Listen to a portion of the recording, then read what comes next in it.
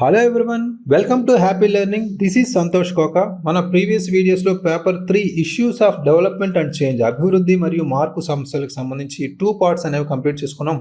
Part 3 poverty and unemployment, పేదరికం మరియు నిరుద్యోగం సంబంధించి ఈరోజు ఒక 25 క్వశ్చన్స్ అయితే చూద్దాం. ఇందులో బేసిక్గా స్టాటిక్ అనేవి ఎక్కువగా ఇస్తారు. అదేవిధంగా మనకి నార్మల్గా కాన్సెప్చువల్ కన్నా ఫ్యాక్చువల్ ఇచ్చే అవకాశం ఉంది. సో అందుకనే మినిమం క్వశ్చన్స్ అయితే మనం ఇక్కడ కవర్ చేస్తున్నాం. సో నెక్స్ట్ పార్ట్స్లో మనం ఎక్కువగా మ్యాక్సిమం కవర్ చేద్దాం. అయితే first question, who was the first person to discuss the concept of a poverty line in pre independent India? స్వాతంత్రానికి ముందు భారతదేశంలో దారిద్ర్య రేఖ భావన గురించి చర్చించిన మొదటి వ్యక్తి ఎవరు? ఇక్కడ మనం క్వశ్చన్స్ 1 by 1 ఫాస్ట్గా నేను రీడ్ చేస్తుంటాను. మీరు వీడియో పాజ్ చేసి మీ ఆన్సర్స్ అనేవి ఎంతవరకు మీకు ఇప్పటి వరకు ప్రిపేర్ అయిన పర్స్పెక్టివ్లో మీరు ఎంతవరకు ఆన్సర్ చేయగలుగుతున్నారు అనేది కామెంట్లో పోస్ట్ చేయండి. సో అయితే ఇక్కడ మహాత్మా గాంధీ, జవహర్లాల్ నెహ్రూ, దాదాబాయి నవరోజీ అండ్ బిఆర్ అంబేద్కర్. సో ఇక్కడ మనకి స్వాతంత్రానికి ముందు భారతదేశంలో దారిద్ర్య రేఖ భావన అంటే పవర్టీ రిలేటెడ్గా మనకి హిస్టారికల్గా అడగచ్చు, సొసైటీ రిలేటెడ్గా అడగచ్చు, అదేవిధంగా మనకి కొన్ని కమిటీస్ రిలేటెడ్గా ఎంతవరకు మనకి పెర్ డే అమౌంట్ అనేది ఉందనేది క్యాలిక్యులేషన్స్ కావచ్చు, ఇలాంటివన్నీ అడిగే ఛాన్స్ ఉంది. సో దాని పవర్టీ టైప్స్ కానీ రైట్. సో అయితే ఈ పర్స్పెక్టివ్లో అంటే హిస్టారికల్ పర్స్పెక్టివ్లో కూడా ఒక క్వశ్చన్ అయితే మనం ట్రై చేసాం. స్వాతంత్రానికి ముందు భారతదేశంలో దారిద్ర్య రేఖ భావన గురించి చర్చించిన మొదటి వ్యక్తి దాదాబాయి నవరోజీ గారు. ఇక్కడ ముఖ్యంగా పవర్టీ లైన్ అనేది ఇక్కడ అతని సెమినల్ వర్క్ ఏదైతే ఉందో poverty and an British rule in India అనే దాంట్లో ఈయన కన్జంప్షన్ లెవెల్ గురించి, సబ్సిస్టెంట్ కన్జంప్షన్ లెవెల్స్ గురించి డిస్కస్ చేశారు. అదేవిధంగా పవర్టీ లైన్ ఎస్టిమేషన్ సంబంధించి ఎలా క్యాలిక్యులేట్ చేయాలనే దాని గురించి కూడా ఇందులో డిస్కస్ చేశారు, ముఖ్యంగా పవర్టీ లైన్ కాన్సెప్ట్స్ రిలేటెడ్గా. అయితే ఇక్కడ మనం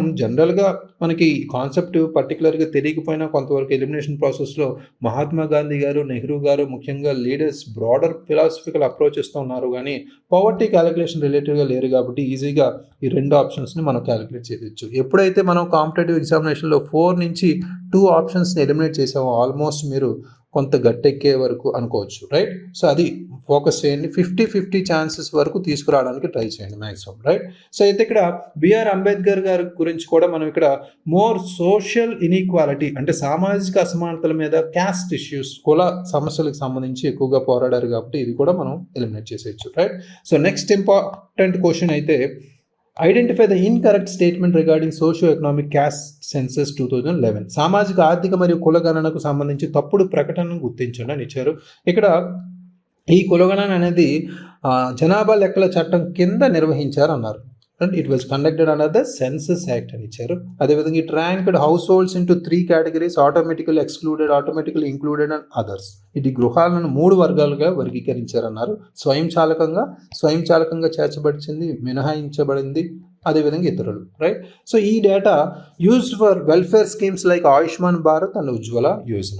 సో ఈ 3 మనకి స్టేట్మెంట్స్ గమనిస్తే మనకి ఇక్కడ కరెక్ట్ స్టేట్మెంట్స్ జనరల్గా మనం అబ్జర్వ్ చేస్తే ఈ 2 మనకు కరెక్ట్గా కనిపిస్తున్నాయి. సో అప్పటి సెన్సస్ అనేది ఈ సెన్సస్ యాక్ట్ మనకి ఏదైతే ఉందో 1948 కింద అయితే ఇది నిర్వహించబడలేదు, రైట్. సో అది ఇక్కడ గమనించాలి. సో ఇది గ్రేటర్ ఫ్లెక్సిబిలిటీతో మనం ముందుకెళ్ళాం కానీ సో సెన్సస్ యాక్ట్ కింద రూల్స్ పర్స్పెక్టివ్లో దీన్ని కండక్ట్ చేయలేదు, రైట్. ఇది రాంగ్ స్టేట్మెంట్. ఇక్కడ మనకి తప్పుడు ప్రకటన గుర్తించండి అన్నారు కాబట్టి only 1 is the correct answer, right. So next important question, what is the world banks international poverty line threshold as of recent standards? ఇటీవలి ప్రమాణాల ప్రకారం ప్రపంచ బ్యాంక్ యొక్క అంతర్జాతీయ పేదరిక రేఖ పరిమితి ఏంటి, రైట్. సో ఇలాంటివే ఫ్యాక్చువల్ ఇన్ఫర్మేషన్స్ రీసెంట్ కూడా అడిగే ఛాన్స్ ఉంది. అప్పటి పవర్టీ లైన్స్ రిలేటెడ్గా, గినీ కోఎఫిషియంట్ రిలేటెడ్గా, అదేవిధంగా టెండూల్కర్ కమిటీ రిలేటెడ్గా ఎంత ఉంది అనేవి 2011 లెక్కల ప్రకారం అడిగే ఛాన్స్ ఉంది, రైట్.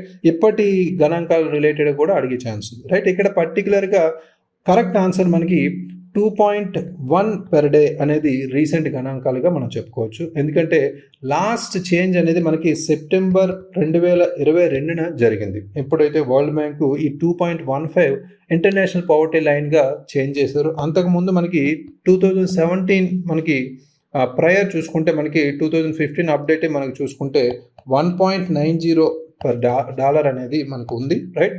సో అది మేజర్గా ఇక్కడ ఫోకస్ చేయాల్సింది, right. Correct answer 2.1 per day, September 2022కి సంబంధించి. Next important question, what is the definition of unemployment according to economists ఆర్థికవేత్తల ప్రకారం నిరుద్యోగం యొక్క నిర్వచనం ఏంటి? అంటే ఎకనామిక్స్ అనొచ్చు, ఎకనామిక్స్ అనొచ్చు, రైట్? సో ఇక్కడ people who are not willing to work, పని చేయడానికి ఇష్టపడిన వ్యక్తులు. People who cannot find work due to lack of skills, నైపుణ్యాలు లేకపోవడం వల్ల పని దొరకని వ్యక్తులు. People who are unable to find a job even for 1 hour in a day, రోజులో 1 గంట కూడా ఉద్యోగం దొరకని వ్యక్తులు. People who are working part time but prefer full time, part time పని చేస్తున్న వారే కానీ పూర్తి సమయం పని చేయడానికి ఇష్టపడేవారు, రైట్? సో ఇలాంటి డెఫినేషన్స్, పక్కా డెఫినేషన్స్ అంటే అకార్డింగ్ టు యుఎన్ ఆర్గనైజేషన్ లాంటివి, లేదా అకార్డింగ్ టు సమ్ ఎకనామిక్స్ కానీ ఎకనామిక్స్ రిలేటెడ్గా నిర్వచనాలు అడిగే ఛాన్స్ ఉంది. కొన్నిటికి మనం కంపల్సరీ వీటి మీద చూడాలి, రైట్? సో ఇక్కడ కరెక్ట్ ఆన్సర్ మనకి people who are unable to find a job even for 1 hour, 1 గంట కూడా వాళ్ళకి పని దొరకని వ్యక్తుల్ని మనం నిరుద్యోగ వ్యక్తులు అని పిలుస్తాం, రైట్? సో అది క్లియర్ కట్గా మనం ఇక్కడ అబ్జర్వ్ చేయాలి. సో అన్ఎంప్లాయ్మెంట్ అనేది ఒక పర్సన్కి మనకి 1 గంట కూడా పని దొరకకపోతే ఒక స్టాండర్డ్ ఎకనామిక్ డెఫినేషన్గా ఇది మనం చెప్తాం, రైట్? సో ఇది percentage of unemployed people in the labour ఫోర్స్గా మనం మెజర్ చేస్తాం, రైట్? అది గమనించండి. Next important question, consider the following statements. Statement 1, frictional unemployment occurs due to the mismatch of skills in the labor market. కార్మిక మార్కెట్లో నైపుణ్యాల అసమతుల్యత కారణంగా తాత్కాలిక నిరుద్యోగం సంభవిస్తుందని ఇచ్చారు. Structural unemployment is caused by changes in technology, government policies or skill mismatches. సాంకేతికతలో మార్పులు, ప్రభుత్వ విధానాలు లేదా నైపుణ్య అసమతుల్యత కారణంగా నిర్మాణాత్మక నిరుద్యోగం ఏర్పడుతుంది అన్నారు, రైట్? ఇక్కడ మనకి అన్ఎంప్లాయ్మెంట్ టైప్స్, పవర్టీ టైప్స్ లాంటివి మనం ఫోకస్ చేసాం అనమాట, రైట్? సో ఇక్కడ అన్ఎంప్లాయ్మెంట్ రిలేటెడ్గా frictional unemployment occurs due to the miss match of skills in the labour market అని ఇచ్చారు. ఇక్కడ మిస్ మ్యాచ్మెంట్ ఆఫ్ స్కిల్స్ అనేవి ఇక్కడ మనం జనరల్గా మనం ఫోకస్ చేస్తే ఇది మనకి స్ట్రక్చరల్గా వస్తుంది కానీ ఫ్రిక్షనల్గా రాదు. ఫ్రిక్షనల్ అంటే ఏంటి? ఇక్కడ పర్టికులర్గా ఒక పర్టికులర్ పర్సన్ ఎంప్లాయ్మెంట్ రిలేటెడ్గా ఒక జాబ్ నుంచి ఇంకో జాబ్కి, కొత్త జాబ్కి మారడం, దీన్ని మనం తాత్కాలిక ఫ్రిక్షనల్ లేదా తాత్కాలిక ఫ్రిక్షనల్ అని అంటాం, రైట్? తాత్కాలిక అనే ఉద్యోగంగా, రైట్? శ్రామిక శక్తిలో ప్రవేశించడం, ఘర్షణ నిరుద్యోగం టైప్లో పిలుస్తారు, రైట్? సో ఇది రాంగ్ స్టేట్మెంట్. ఇక్కడ స్ట్రక్చరల్ అన్ఎంప్లాయ్మెంట్ అనేది technology, government policies or skill matches సంబంధించి కొన్ని కారణాల వల్ల ఇది కంపల్సరీ ప్రొవైడ్ అవుతుంది, రైట్? ఇది correct option. So statement 2, only statement 2 is correct, right? So next important question, which of the following are examples of underemployment? ఈ క్రింది వాటిలో తక్కువ ఉపాధికి ఉదాహరణలు ఏమిటి? ఈ స్కిల్డ్ వర్కర్ ఇన్ ఏ లో పేయింగ్ జాబ్, తక్కువ జీతం ఉన్న ఉద్యోగంలో నైపుణ్యం కలిగిన కార్మికుడు. A person working in agriculture without the proper skills, సరైన నైపుణ్యాలు లేకుండా వ్యవసాయంలో పనిచేసే వ్యక్తి. A full time worker performing part time work, part time పని చేసి పనిని ఇష్టపడే పూర్తి సమయం ఉద్యోగి, రైట్? సో ఇక్కడ ప్రధానంగా అండర్ ఎంప్లాయ్మెంట్ అంటే జనరల్గా మన కాన్సెప్చువల్ రిలేటెడ్ గ్రూప్ 2 సిలబస్లో మనకి పావర్టీ, ఎంప్లాయ్మెంట్, దానికి సంబంధించిన టైప్స్ ఇలాంటివి ఇచ్చారు కానీ అండర్ ఎంప్లాయ్మెంట్ ఇవ్వలేదు, బట్ అడిగే ఛాన్స్ ఉంది. ఇక్కడ చూసుకుంటే 3 ఆప్షన్స్ కరెక్ట్ ఆప్షన్గా మనం చెప్పుకోవచ్చు. ఉదాహరణలుగా మనం చూసుకుంటే తక్కువ ఉపాధి అంటే అండర్ ఎంప్లాయ్మెంట్కి సంబంధించి మనం మాట్లాడుకుంటే ఇక్కడ అండర్ ఎంప్లాయ్మెంట్ అనేది ఇక్కడ లో paying jobs despite having skills, తక్కువ జీతం ఉన్న ఉద్యోగంలో నైపుణ్యం కలిగిన వాడు కావచ్చు, లేదా ఇక్కడ person working in agriculture without proper skills, సరైన నైపుణ్యాలు లేకుండా వ్యవసాయంలో పనిచేసే వ్యక్తి కావచ్చు, రైట్? అదేవిధంగా people who are preferring part time work, part time పనిని ఇష్టపడే పూర్తి సమయం ఉద్యోగి కూడా అవ్వచ్చు, రైట్? సో ఇవి మనకి కరెక్ట్గా ఇక్కడ సెట్ అవుతున్నాయి. So total very important, under employment కూడా చూసుకోవాలి. Next important question, which of the following types of unemployment is most prevalent in the Indian agriculture sector? ఈ క్రింది వాటిలో ఏ రకమైన నిరుద్యోగం భారతీయ వ్యవసాయ రంగంలో ఎక్కువగా ఉంది? సో సైక్లికల్ అన్ఎంప్లాయ్మెంట్, చక్రీయ నిరుద్యోగం, ఫ్రిక్షనల్ అన్ఎంప్లాయ్మెంట్, తాత్కాలిక నిరుద్యోగం, డిస్గైజ్డ్ అన్ఎంప్లాయ్మెంట్, ప్రచ్ఛన్న నిరుద్యోగం, స్ట్రక్చరల్ అన్ఎంప్లాయ్మెంట్, నిర్మాణాత్మక నిరుద్యోగం. ఇక్కడ మనకి ఈ టైప్స్లోనే మనకి స్ట్రైట్ ఫార్వర్డ్గా క్వశ్చన్స్ కూడా అడిగే అవకాశం ఉంది. ఇక్కడ కరెక్ట్ ఆన్సర్ డిస్గైజ్డ్, ప్రచ్ఛన్న నిరుద్యోగం. ఇక్కడ మనం అబ్జర్వ్ చేస్తే సైక్లికల్ అన్ఎంప్లాయ్మెంట్ అనేది ఎకనామిక్ సైకిల్స్ మీద డిపెండ్ అయి ఉంటుంది కానీ అగ్రికల్చర్ మీద డిపెండ్ అయ్యి ఉండదు, కాబట్టి దీన్ని మనం ఎలిమినేట్ చేసేయచ్చు. అదేవిధంగా ఫ్రిక్షనల్ అన్ఎంప్లాయ్మెంట్ అనేది జాబ్ ట్రాన్సిషన్స్ అని ఇందాకే చెప్పుకున్నాం, తాత్కాలిక నిరుద్యోగం, ఒక జాబ్ నుంచి ఇంకో జాబ్కు మారడం మీద లింక్ ఉంటుంది కాబట్టి ఈ రెండు ఈజీగా ఎలిమినేట్ చేయొచ్చు. ఇక్కడ స్ట్రక్చరల్ అన్ఎంప్లాయ్మెంట్ అనేది మనం ఇక్కడ ఫోకస్ చేయాలి. స్ట్రక్చరల్ అన్ఎంప్లాయ్మెంట్ అంటే స్కిల్ మ్యాచెస్, అంటే స్కిల్ మిస్ మ్యాచ్ అయితే, నైపుణ్యాలకు సంబంధించి సరిగ్గా సరిపడకపోతే నిర్మాణాత్మక నిరుద్యోగం అయితే అవుతుంది. సో దీన్ని కూడా మనం కట్ చేయొచ్చు. డిస్గైజ్డ్ అన్ఎంప్లాయ్మెంట్ అనేది ఇక్కడ మనకి వర్కర్స్ ఎవరైతే ఉన్నారో అగ్రికల్చర్ సెక్టార్కి సంబంధించి who are not contribute to the overall productivity, అంటే ఏ రకమైన నిరుద్యోగం భారతీయ వ్యవసాయ రంగంలో ఎక్కువగా ఉందనేది ఇక్కడ మనం మాట్లాడుకుంటే ఫ్యామిలీ రన్ ఫార్మ్స్ అనేవి ఎక్కువగా ఉంటాయి కాబట్టి టూ మెనీ వర్కర్స్ అనేవి ఇక్కడ అమౌంట్ ఆఫ్ వర్క్ అనేది ఇక్కడ ప్రొడక్టివిటీ రిలేటెడ్గా కనిపిస్తుంది కాబట్టి కంపల్సరీ ఫస్ట్ డిస్కరేజ్డ్ అన్ఎంప్లాయ్మెంట్గా చెప్తాం, right? So next important question, which of the following types of unemployment can exist even when an economy is at full employment? ఆర్థిక వ్యవస్థ పూర్తి ఉపాధి స్థితిలో ఉన్నప్పటికీ క్రింది వాటిలో ఏ రకమైన నిరుద్యోగం ఉండగలదు అని ఇచ్చారు, రైట్? సో స్ట్రక్చరల్ అన్ఎంప్లాయ్మెంట్, నిర్మాణాత్మక, సైక్లికల్, చక్రీయ, ఫ్రిక్షనల్, తాత్కాలిక, సీజనల్, కాలానుగుణం. సో ఇక్కడ మనకి ఫుల్ ఎంప్లాయ్మెంట్ ఉన్నప్పటికీ మనకి ఈ పర్టికులర్గా ఎకానమీ మనకి ఫుల్ ఎంప్లాయ్మెంట్ ఉన్నప్పుడు ఆర్థిక వ్యవస్థ పూర్తి ఉపాధి స్థితిలో ఉన్నప్పటికీ క్రింది వాటిలో ఏ రకమైన నిరుద్యోగం ఉండొచ్చు అంటే ఎకానమీ రిలేటెడ్గా మనం స్ట్రాంగ్గా ఉన్నప్పటికీ, అంటే ఫర్ ఎగ్జాంపుల్ స్ట్రక్చరల్ అన్ఎంప్లాయ్మెంట్ తీసుకుందాం, స్కిల్ మిస్ మ్యాచెస్ అనేవి ఉంటాయి, అది long term issue, right? So దానివల్ల మనకి అంత ప్రాబ్లం ఉండదు, ఇది మనం స్ట్రైక్అవుట్ చేసేయచ్చు. అదేవిధంగా సైక్లికల్ అన్ఎంప్లాయ్మెంట్ తీసుకుంటే అంటే చక్రీయ నిరుద్యోగం సంబంధించి ఇది ఎకనామిక్ డౌన్ టర్న్స్ రిలేటెడ్గా ఉంటుంది, రైట్? సో కానీ ఎంప్లాయ్మెంట్ రిలేటెడ్గా మనం చూడలేం, రైట్? సో ఇది కూడా స్ట్రైక్అవుట్ చేసేయచ్చు. అయితే నెక్స్ట్ మనకి పర్టికులర్గా ఫ్రిక్షనల్ అన్ఎంప్లాయ్మెంట్ అన్నారు, రైట్? సీజనల్ అన్ఎంప్లాయ్మెంట్ చూసుకుంటే కాలానుగుణ, అది స్పెసిఫిక్ సీజన్స్ రిలేటెడ్గా ఉంటుంది కాబట్టి నాట్ ఫుల్ ఎంప్లాయ్మెంట్ కాబట్టి ఇది కూడా మనం స్ట్రైక్అవుట్ చేసేయచ్చు. ఫ్రిక్షనల్ అన్ఎంప్లాయ్మెంట్ అంటే తాత్కాలిక నిరుద్యోగానికి సంబంధించి మనకి ఒక ఎకానమీకి సంబంధించి ఫుల్ ఎంప్లాయ్మెంట్ అయినప్పటికీ ఇది ఫ్రిక్షనల్గా ఉండొచ్చు, right? Correct answer C. Next important question, what is the main cause of underemployment in India? భారతదేశంలో నిరుద్యోగానికి ప్రధాన కారణం ఏమిటి, right? So lack of formal education, అధికారిక విద్య లేకపోవడం, insufficient job opportunities in capital intensive industries, అధిక మూలధన పరిశ్రమల్లో తగినంత ఉద్యోగ అవకాశాలు లేకపోవడం, హై అన్ఎంప్లాయ్మెంట్ రేట్, అధిక నిరుద్యోగ rate, disguised unemployment in rural areas, గ్రామీణ ప్రాంతాల్లో ప్రచ్ఛన్న నిరుద్యోగం.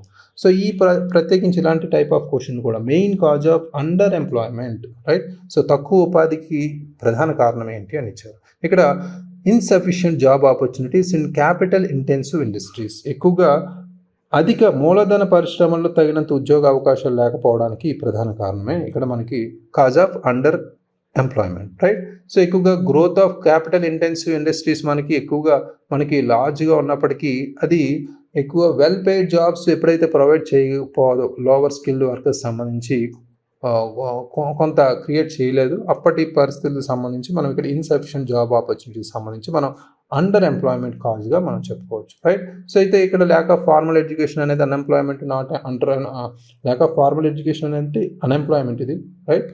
సో అదేవిధంగా హై అన్ఎంప్లాయ్మెంట్ రేట్ అనేది కూడా మనం ఇక్కడ not directly cause under employment, right? So disguised unemployment అనేది మనకి పర్టికులర్గా అండర్ ఎంప్లాయ్మెంట్ సపరేట్ ఇష్యూ కాబట్టి ఇది స్ట్రైక్అవుట్ చేసేయచ్చు. Next important question, which of the following is the primary objective of the periodic labour force survey conducted by the national statistics office? So ఇది పర్టికులర్గా question మనకి ఎక్కువగా ఇంపార్టెంట్గా గ్రూప్ 3లో కూడా దీనికి సంబంధించి అడిగారు కాబట్టి ఫోకస్ చేయాలి. So to measure employment and unemployment dynamics in urban areas every quarter, ప్రతి త్రైమాసికంలో పట్టణ ప్రాంతాల్లో ఉపాధి మరియు నిరుద్యోగ గతిశీలతను కొలవడం.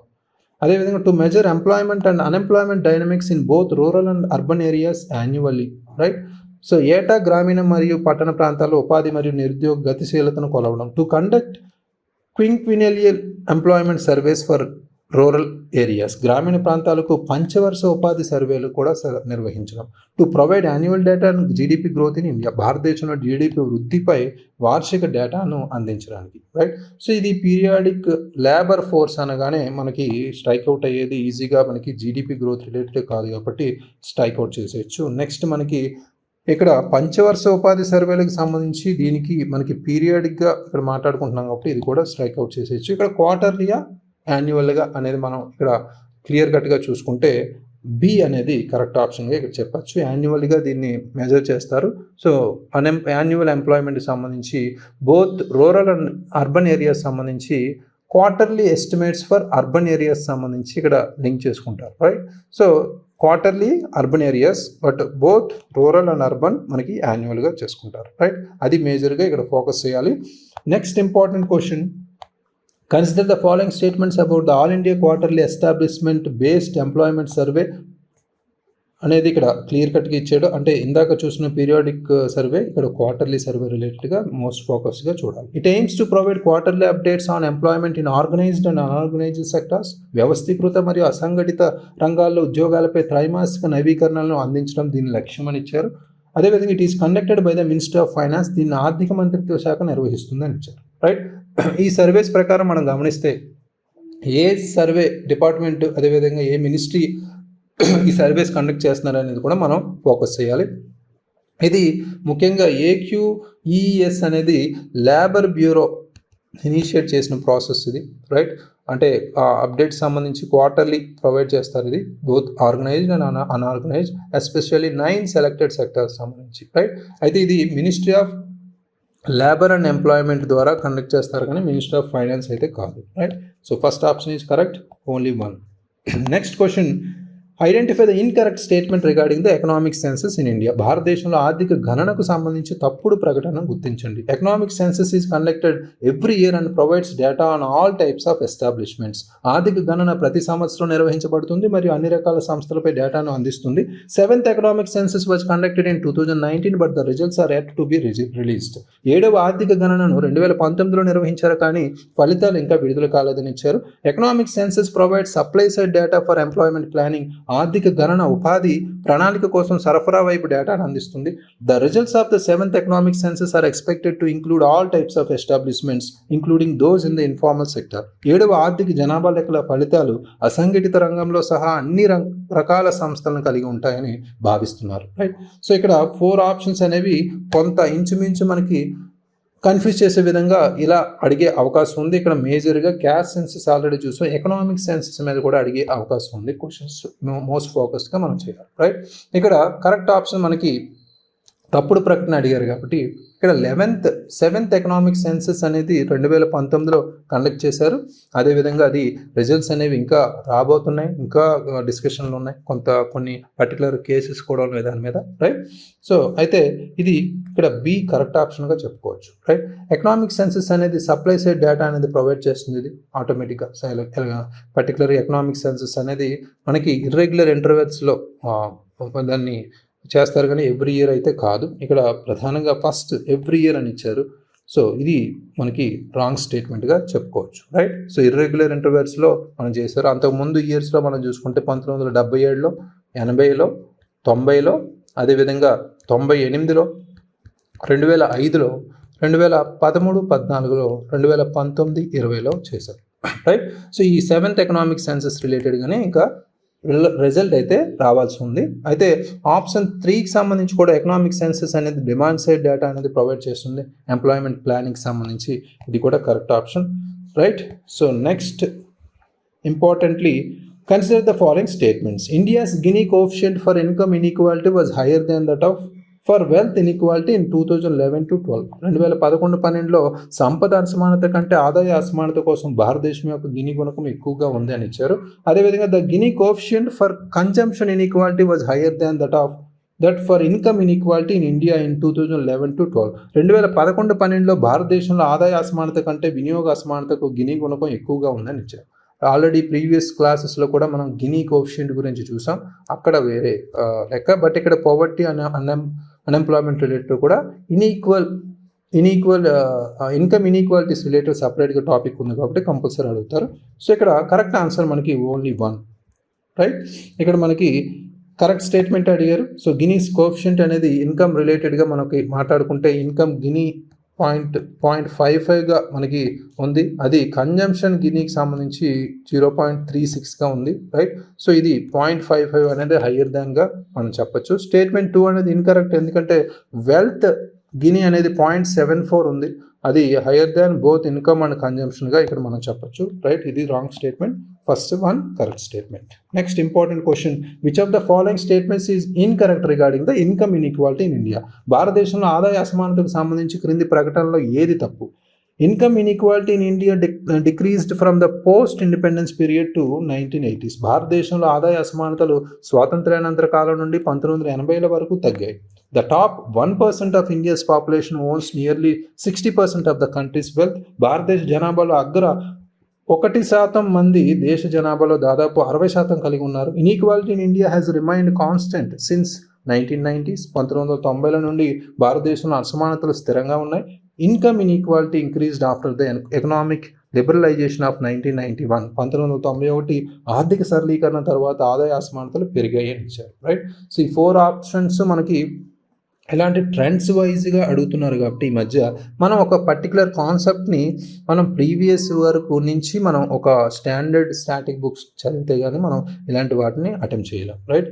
సో ఇక్కడ పర్టికులర్గా inequality in India has remained constant since the 90s అనేది ఇక్కడ ఇన్కరెక్ట్గా చెప్పుకోవచ్చు. రిమైనింగ్గా కరెక్ట్. అంటే సి ఆప్షన్ మనం గమనిస్తే ఇక్కడ ఇన్కమ్ ఇన్ఈక్వాలిటీ అనేది ఇండియా అనేది సిగ్నిఫికెంట్గా ఇంక్రీజ్ అయింది కానీ తగ్గలేదు. ఎప్పుడైతే ఎకనామిక్ రిఫార్మ్స్ జరిగాయో 1991 నుంచి మనకి రిమైండ్ ఇంక్రీజ్ అయ్యి, రైట్, ఇంక్రీజ్ అవుతూ వచ్చాయి కానీ రిమైండ్ కాన్స్టెంట్ అని ఇచ్చారు. ఇది ఒకటి మనకు wrong statement. Remaining correct statement ఇక్కడ. రైట్. సో ఇన్కరెక్ట్ అడిగారు కాబట్టి మనం కరెక్ట్ అది. Next important question, which of the following statements about the causes of rising income inequality in India are correct? భారతదేశంలో పెరుగుతున్న ఆదాయ అసమానత కారణాల గురించి క్రింది ప్రకటనలో సరైనవేవి? Economic liberalisation in 1991 led to an increase in income inequality. 1991లో ఆర్థిక సరళీకరణ ఆదాయ అసమానత పెరుగుదలకు దారితీసింది. Education and financial resources allowed the rich to exploit the opportunities from economic liberalisation faster than the poor. ఆర్థిక సరళీకరణ అవకాశాలు పేదల కంటే ధనవంతులు వేగంగా సద్వినియోగం చేసుకోవడానికి విద్య, ఆర్థిక వనరులు దోహదపడ్డాయని ఇచ్చారు. Next, rising income inequality was only caused by the inability of the government to raise tax revenues. పెరుగుతున్న ఆదాయ అసమానతకు కారణం పన్ను ఆదాయాన్ని పెంచడంలో ప్రభుత్వం అసమర్థత మాత్రమే. Human capital endowment has no role in determining income inequality in India. భారతదేశంలో ఆదాయ అసమానత నిర్ణయించడంలో మానవ మూలధన దానం పాత్ర లేదు అని ఇచ్చారు. ఈ 4 స్టేట్మెంట్స్ మనకు ఒకసారి గమనిస్తే క్లియర్ కట్గా ఏది కరెక్ట్ అనేది ఇక్కడ అంచనా వేయమన్నారు. రైట్. ఇక్కడ ఫస్ట్ స్టేట్మెంట్ 1991లో ఆర్థిక సరళీకరణ ఆదాయ అసమానత పెరుగుదలకు దారితీసింది అనేది కరెక్ట్ స్టేట్మెంట్. ఇక్కడ మనకి ఎకనామిక్ లిబరలైజేషన్ సంబంధించి ఇన్ఈక్వాలిటీని ఇంక్రీజ్ చేసింది. ఎందుకంటే ఎడ్యుకేషన్ అండ్ ఫినాన్షియల్ రిసోర్సెస్ అనేవి మోర్ బెనిఫిట్గా మనం ఇక్కడ చెప్పుకోవచ్చు. రైట్. నెక్స్ట్ మనకి second statement, education and financial resources అనేవి కూడా ఇక్కడ మనకి ఎక్స్ప్లాయిట్ చేసాయి. రైట్. రిచ్ ఆపర్చునిటీస్ అనేవి రిచ్ వాళ్ళకి ఎక్కువ వాళ్ళకి ప్రోత్సాహంగా ఉన్నాయి కాబట్టి 1 and 2 are correct.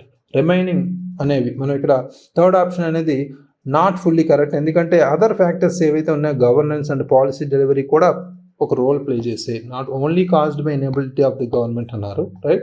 So next, human capital endowment has no role play అన్నారు. ఇక్కడ హ్యూమన్ క్యాపిటల్ ఎండోమెంట్ అంటే మానవ మూలధనం అనేది ఒక కీ డిటర్మినెంట్గా చెప్పుకోవచ్చు ఇన్ఈక్వాలిటీ అసమానతకు. రైట్. ఇది కూడా wrong statement. Next 1 and 2 are correct. Next important question, what is the primary reason behind the rise in income inequality post 1991 in India? 1991 తర్వాత భారతదేశంలో ఆదాయ అసమానతలు పెరగడానికి ప్రధాన కారణం ఏమిటి? హయ్యర్ గవర్నమెంట్ స్పెండింగ్ ఆన్ సబ్సిడీలపై అధిక ప్రభుత్వ వ్యయం, limited access to financial and educational resources by the poor, పేదలకు ఆర్థిక మరియు విద్యా వనరులకు పరిమిత ప్రాప్యత, decline in the economic growth rate, ఆర్థిక వృద్ధి రేటు తగ్గడం, decrease in the tax revenue, పన్ను ఆదాయంలో తగ్గుదల. Right.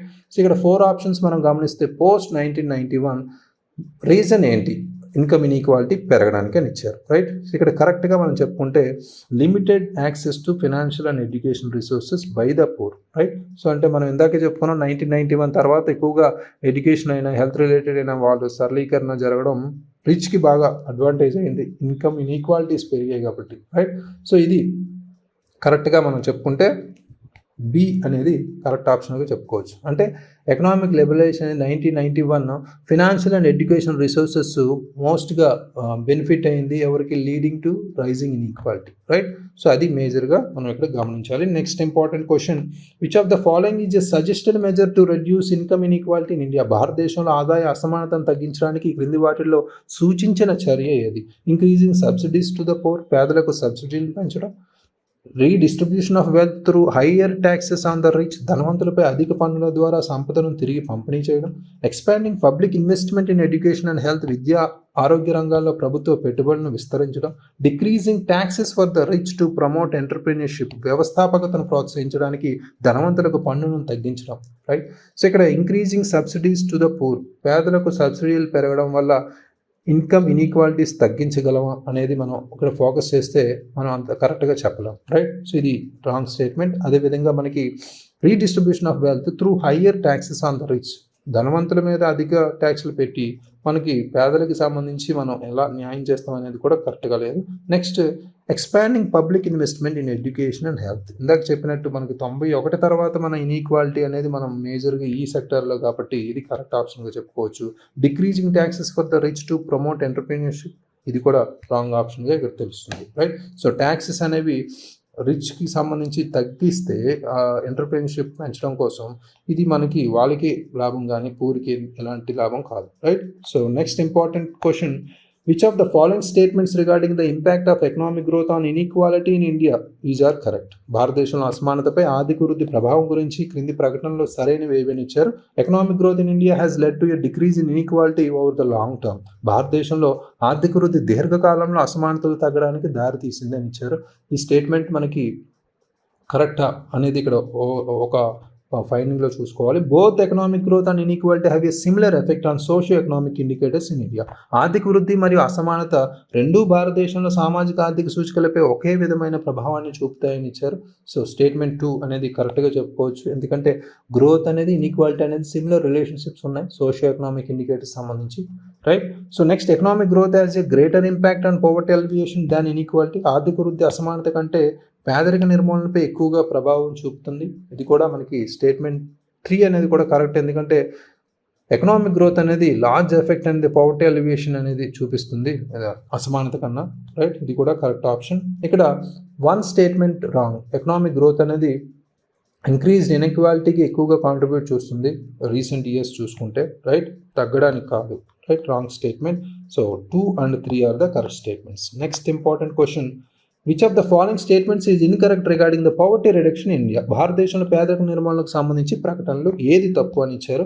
The proportion of the population living below the poverty line has declined from 36% in 93-94, 21.9% in 2011-12. పేదరిక రేఖకు దిగువన నివసిస్తున్న జనాభా నిష్పత్తి 36% నుంచి 21.9%కి తగ్గిందన్నారు. Economic growth has helped reduce poverty by expanding the overall economy and improving living standards. ఆర్థిక వృద్ధి మొత్తం ఆర్థిక వ్యవస్థను విస్తరించడం, జీవన ప్రమాణాలను మెరుగుపరచడం ద్వారా పేదరికాన్ని తగ్గించడానికి సహాయపడిందని ఇచ్చారు.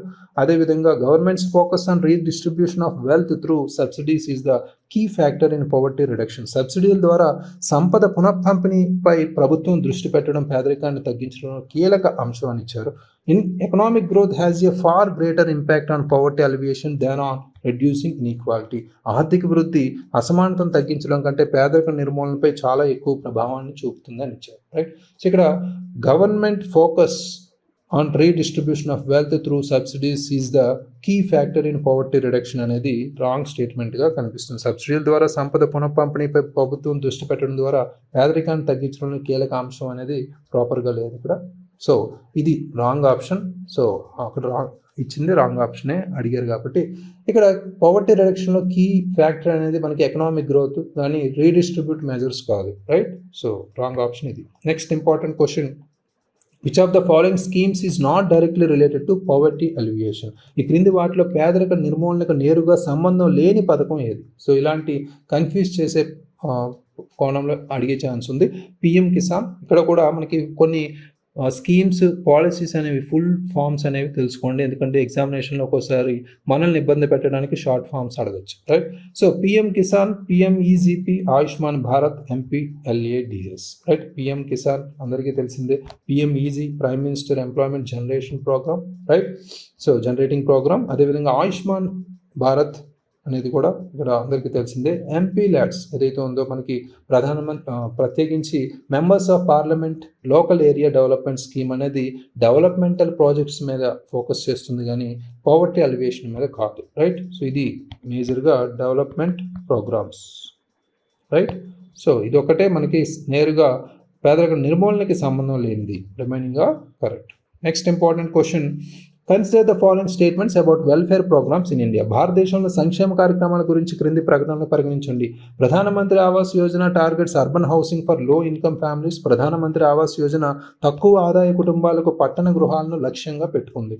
Ayushman Bharat provides health coverage of 5 lakh per family per year. Ayushman Bharat ప్రతి కుటుంబానికి సంవత్సరానికి 5 లక్షల రూపాయల ఆరోగ్య కవరేజ్ని అందిస్తుంది అని ఇచ్చారు. రైట్. సో ఇక్కడ ఆప్షన్స్ని కవర్ చేస్తే మనకి పిఎంఏవై అనేది బోత్ రూరల్ అండ్ అర్బన్ హౌసింగ్కి టార్గెట్ చేస్తూ తీసుకెళ్తున్నారు. రైట్. సో ఇక్కడ Pradhan Mantri Awas Yojana targets urban housing for low income families అని ఇచ్చారు.